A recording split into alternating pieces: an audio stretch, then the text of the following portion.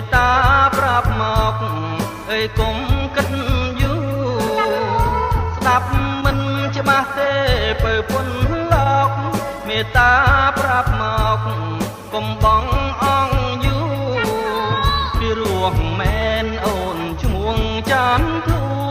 គុនយូមើលយូរិនតែពេញចិត្តគុនយូមើលយូរិនតែពេញចិត្តចាន់ធូអូនល្អលើសបុព្វាបងសូមប្រាប់ថាអើយបងស្នេហ៍ស្និទ្ធចាន់ធូអូនល្អលើសបុព្វាបងសូមប្រាប់ថាអើយបងស្នេហ៍ស្និទ្ធបើសិនចាន់ធូអូនអាណិតនោះបងសុខចិត្ត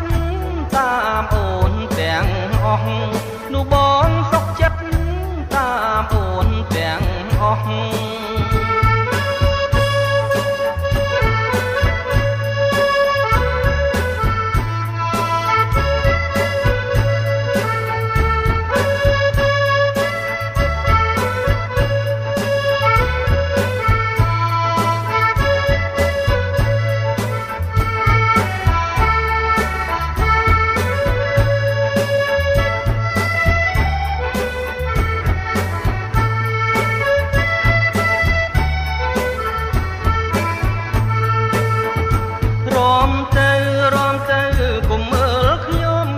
កំឡងក្រមុំអើយទាំងស្រីប្រុសរំទៅគុំមើលខ្ញុំកំឡងក្រមុំអើយទាំងស្រីប្រុសមកគូសន់តែសំទាំងអងតែនៅមិនស្រស់ដល់នាងចាន់ធូតែនៅមិនស្រស់ដល់នាងចាន់តាអូនពេញចិត្តបងឬទេឆ្លើយមកមាសមេអើយគុំគិត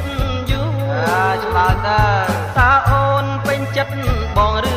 ទេប្រាប់មកមាសមេអៀនអីចាន់ធូតែប៉ុនណេះបងសុខចិត្តបដោយកអូនជាគូលុងត្រាតែបានយកអូនជាគូ